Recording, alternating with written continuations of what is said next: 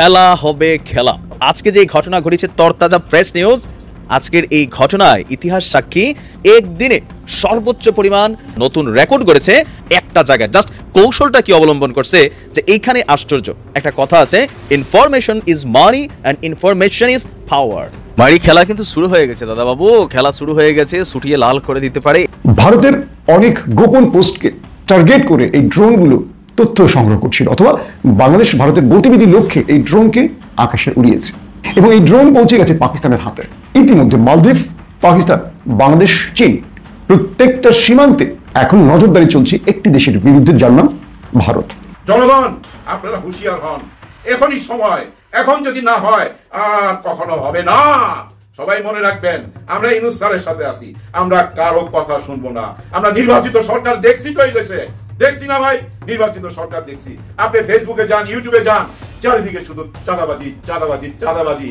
চীন সফরে যাচ্ছেন প্রধান উপদেষ্টা doctor Mohammad Yunus. Doctor Yunus Xi Jinping বৈঠকে গুরুত্ব পাবে যেসব বিষয়, এই খবর এটা ভারতের জন্য অত্যন্ত দুর্ভাগ্যজনক এবং একটা দুঃসংবাদ। আকাশ অন্ধকার, ভারী হয়ে আসছে অন্ধকার। দিল্লির আকাশের অন্ধকার এখন হাসিনার মাথার উপরে যে কোনো সময় ঝড় বয়ে আসতে পারে। বিএনপিকে কেউ ভুল বোঝাচ্ছে। বিএনপিকে কারা ভুল বোঝাচ্ছে? নেপথ্যে কারা? বিএনপির ইতিহাসে অতীতে এত বড় ভুল তারা কখনো করেনি, এমন করুণ পরিণতি তাদের কখনো হয়নি। তাই কাউয়াকে জীবিত অথবা মৃত কাউয়ার সন্ধান যে দিতে পারবেন, তার জন্য আমার তরফ থেকে কেটিভি 24 এর পক্ষ থেকে 1 লক্ষ টাকার পুরস্কার ঘোষণা করছি। কাউয়া মারা গেছে যদি কেউ সন্ধান দিতে পারেন, অথবা কাউয়া বেঁচে আছে যদি সন্ধান দিতে পারেন। দর্শক, ইতিহাসের সবচাইতে নিকৃষ্টতম সময়ে পড়ে গিয়েছে ভারত। এমনকি এই খারাপ সময়ের জন্য সবচেয়ে বড় দায়ী যেই দেশটি, সেটি হচ্ছে বাংলাদেশ। প্রিয় দর্শক, সাবেক প্রধানমন্ত্রী শেখ হাসিনার শাসনামলের সময় থেকে শুরু করে ভারত বাংলাদেশের উপর সবসময়ই কর্তৃত্ব দেখিয়েছে। প্রিয় দর্শক, তারা ঠিক যেভাবে চেয়েছে সেভাবেই বাংলাদেশকে চলতে হয়েছে। এমনকি বর্ডারে নিরীহ বাংলাদেশিদের হত্যার পরও বাংলাদেশের সাবেক সরকার কখনোই প্রতিবাদ করতে সাহস দেখায়নি। কিন্তু প্রিয় দর্শক, অবশেষে ক্ষমতা উল্টে গিয়েছে এবং ইতিহাসের সবচাইতে খারাপ সময়ের মধ্যে পড়ে গিয়েছে। দর্শক, এই যখন ভারতের অবস্থা, ঠিক তখনই আরও একটি দুঃসংবাদ কিন্তু তাদের জন্য বাংলাদেশ থেকে দেয়া হয়েছে। হঠাৎ করেই চীন সফরে যাচ্ছেন মাননীয় প্রধান উপদেষ্টা ডক্টর মোহাম্মদ ইউনূস। প্রিয় দর্শক, আপনাদের উদ্দেশ্যে এই জায়গায় এসে প্রশ্ন থাকবে, আসলে বাংলাদেশের ঠিক কাদের সাথে সম্পর্ক রাখলে ভালো হবে? যেহেতু ভারত বাংলাদেশের কাছের একটি প্রতিবেশী, সেহেতু ভারতের সাথে সম্পর্ক রাখলে বাংলাদেশের ভালো হবে নাকি চীনের সাথে সম্পর্ক রাখলে বাংলাদেশের ভালো হবে, সেটি অবশ্যই কমেন্ট বক্সে জানিয়ে দিবেন। এমনকি এই মুহূর্তে এসে ভারতের সাথে বাংলাদেশের সম্পর্ক ঠিক কোন দিকটাতে যেতে চলেছে সেটিও জানতে পারবেন। প্রিয় দর্শক, এরই সাথে সাথে সাবেক প্রধানমন্ত্রী শেখ হাসিনার পতনের আগ মুহূর্তে, অর্থাৎ সেনাবাহিনী যেভাবে ছাত্র জনতার পাশে দাঁড়িয়েছিল, এর নেপথ্যে কারণ কি?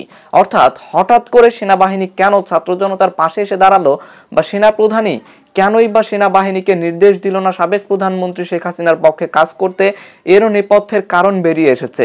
প্রিয় দর্শক, হঠাৎ করে জাতিসংঘ থেকে যে তথ্যটি জানানো হয়েছে সেটারও বিস্তারিত আলোচনা কিন্তু বুঝতে পারবেন। এমনকি দর্শক, এরই সাথে সাথে এইবার 1 লক্ষ টাকা ঘোষণা করা হয়েছে। যে ব্যক্তি সেতু এবং সড়ক মন্ত্রী ওবায়দুল কাদেরের সন্ধান দিতে পারবে, তাকেই 1 লক্ষ টাকা দেয়া হবে। প্রিয় দর্শক, তিনি মৃত অথবা জীবিত যাই হোক না কেন, তার সন্ধান দিলেই 1 লক্ষ টাকা পুরস্কার। প্রিয় দর্শক, কেন এই পুরস্কার ঘোষণা করা হয়েছে, কে ঘোষণা করেছে, দর্শক কিভাবে নেওয়া যাবে এই পুরস্কার, সেটির বিস্তারিত আলোচনা দেখতে পারবেন। তো প্রিয় দর্শক, আমি আর বেশি কথা বাড়াবো না। আমি ভিডিও শুরুতেই আপনাদের যে ভিডিওগুলোর আলোচনা দেখিয়ে শুরু করেছিলাম, সেই ভিডিওগুলোর বিস্তারিত আলোচনা দেখাবো। তবে তার আগে বলি, যারা এখনো চ্যানেলটি সাবস্ক্রাইব করেননি, সকলে চ্যানেলটি সাবস্ক্রাইব করে পাশে থাকা বেল আইকনটি বাজিয়ে দিবেন। আর যারা ইতিমধ্যেই সাবস্ক্রাইব করে রেখেছেন তাদের সকলকে অসংখ্য ধন্যবাদ। তো চলুন একটি লাইক দিয়ে আমরা ধারাবাহিকভাবে সবগুলো ভিডিওর বিস্তারিত আলোচনা দেখে আসি। চীন সফরে যাচ্ছেন প্রধান উপদেষ্টা doctor Mohammad Yunus. Doctor Yunus Xi Jinping বৈঠকে গুরুত্ব পাবে যেসব বিষয়, বাংলা ট্রিবিউনের দর্শক এটি রিপোর্ট। এই খবর এটা ভারতের জন্য অত্যন্ত দুর্ভাগ্যজনক এবং একটা দুঃসংবাদ বলা যায়। আগে যেমন শেখ হাসিনা গেছে ভারত সফরের পর চীনে, নির্ভর ভারত, কিন্তু ডক্টর মোহাম্মদ ইউনূসের এই চীন সফরকে ভারত কোনোভাবেই ভালোভাবে নেবে না।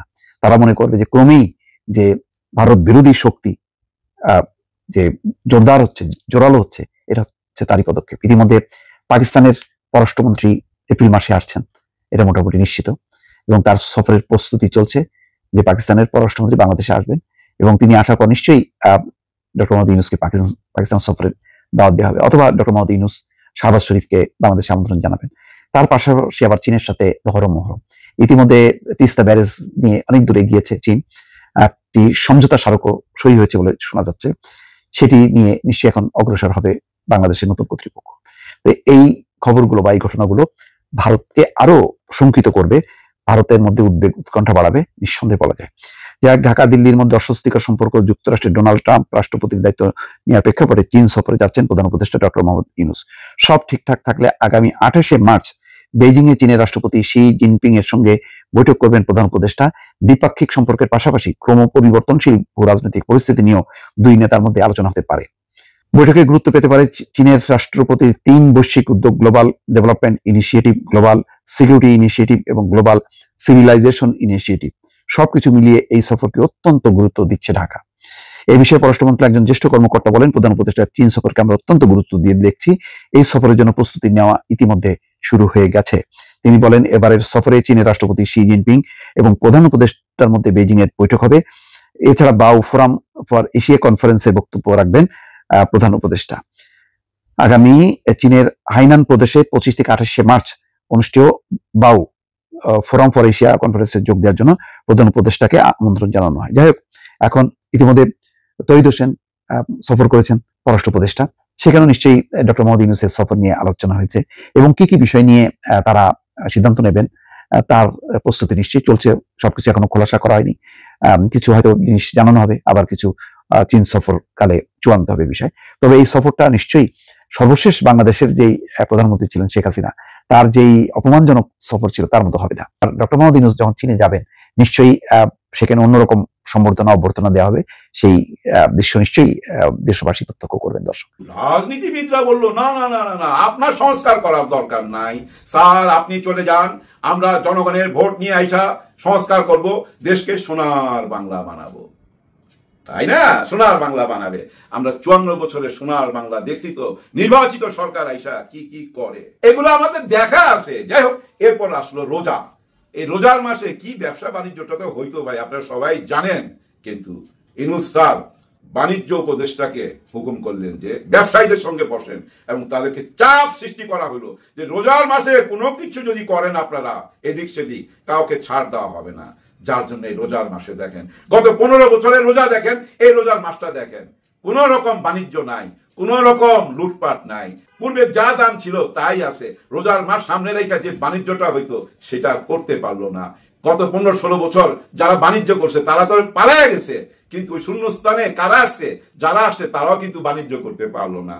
এখন হয়ে গেল গলার কাটা ইউনূস স্যার। কারো মনোপুত না, কিন্তু সবাই গলার কাটা, সবাই গলার কাটা। এবং সবচেয়ে বড় গলার কাটাটা কার জানেন? ভারতের হাই কমিশনার। আগে দেখতেন না আমাদের রাজনীতিবিদদের সঙ্গে বারবার সিটিং দিত, বসতো, বাসায় দাওয়াত করতো, হ্যাঁ, মাসে 2-3টা পার্টি চলতো, সব বন্ধ, কোনো যোগাযোগ নাই, যোগাযোগ বিচ্ছিন্ন করে দিছে ইউনূস স্যার। ভারতও চায় না, ভারতও মনে করে এই লোক গলার কাটা, একে সরাইতে হবে। সবাই গলার কাটা, হায় হায়, মেঘ থম থম করে, কেউ নেই, কেউ না ইউনূস স্যারের পাশে। কিন্তু আমরা থাকবো, আমরা জনগণ থাকবো। জনগণ আপনারা হুঁশিয়ার হন, এখনই সময়, এখন যদি না হয় আর কখনো হবে না। সবাই মনে রাখবেন, আমরা ইউনূস স্যারের সাথে আছি, আমরা কারো কথা শুনবো না। আমরা নির্বাচিত সরকার দেখছি তো এই দেশে, দেখছি না ভাই, নির্বাচিত সরকার দেখছি। আপনি ফেসবুকে যান, ইউটিউবে যান, চারিদিকে শুধু চাঁদাবাজি চাঁদাবাজি চাঁদাবাজি। সরকারের কেউ হেল্প করতে চাচ্ছে না। কারণ কি জানেন, এই সরকারের যদি অযোগ্য প্রমাণ করা যায় যে সরকার কোনো যোগ্যই না, তাহলে তাড়াতাড়ি সরানো যাবে। নির্বাচিত সরকার আইসা সোনার বাংলা বানাবে। এগুলো সব কচু কচু ঘোড়ার ডিম। মুখ খারাপ করলাম না। আপনারা জনগণ ইউনূস স্যারের পাশে থাকেন, একটা চান্স নেন না ভাই, একটা চান্স নেন। 54 বছর তো দেখছি আমরা, একটা চান্স নেই না, দেখি না উনি কি করে, একটু দেখি আমরা যদি জনগণ উনার পাশে থাকি, তাহলে এই গলার কাটাকে গিলতে হবে, সবাই গিলতে হবে, কেউ ফেলতে পারবে না। কাউয়াকে জীবিত অথবা মৃত কাউয়ার সন্ধান যে দিতে পারবেন তার জন্য আমার তরফ থেকে কেটিভি 24 এর পক্ষ থেকে 1 লক্ষ টাকার পুরস্কার ঘোষণা করছি। 1,00,000 টাকা পুরস্কার দেব কাউয়া মারা গেছে যদি কেউ সন্ধান দিতে পারেন, অথবা কাউয়া বেঁচে আছে যদি সন্ধান দিতে পারেন। কারণ জানা গেছে কাউয়া এখনো বাংলাদেশে আছে।